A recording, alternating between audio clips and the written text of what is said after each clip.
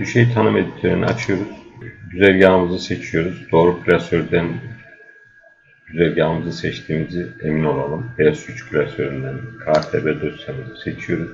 Kendi getirdiği değerler oluyor. Bu değerleri siliyoruz. Siliyoruz.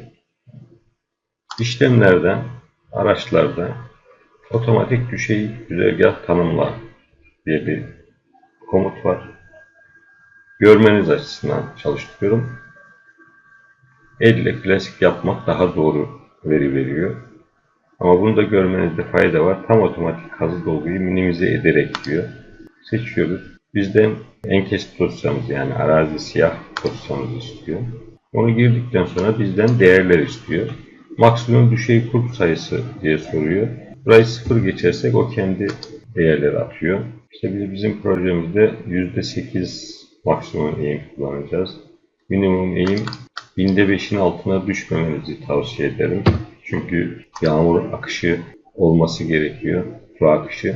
Binde 5'in altına düştüğünüz takdirde yolda su birikecektir. Maksimum eğim farkı olabilir. Minimum kurp aralığı 500 metre. Ortalama sıyırma kalınlığı 30 santim diyelim.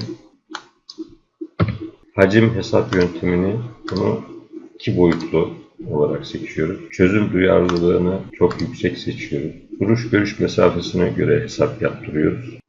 Bunlara dokunmuyoruz. Kilometreğimizi zaten otomatik hesapladı. Tamam diyoruz. Bize hesaplıyor. Evet hesapladı. Gördüğünüz gibi 5 tane sona noktası oluşturdu. Bunu bir ekrana çizelim görelim ne yaptığını. Şakirli kurp çizimine giriyoruz. Düşey kurp çizimine. Şu değerler sizde 2 görünür ilk girdiğiniz zaman. Bunları ben 4 yapıyorum. Daha güzel görünüyor. Tamam diyorum. Şöyle aşağı alırsak küçültürsek şunu. Gördüğünüz gibi buradan başladı. Buraya bir kurp attı. Buraya attı.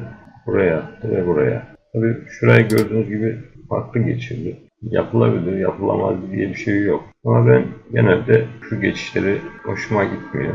O yüzden ben elle yapıyorum. Yani görmeniz açısından bunu yaptım.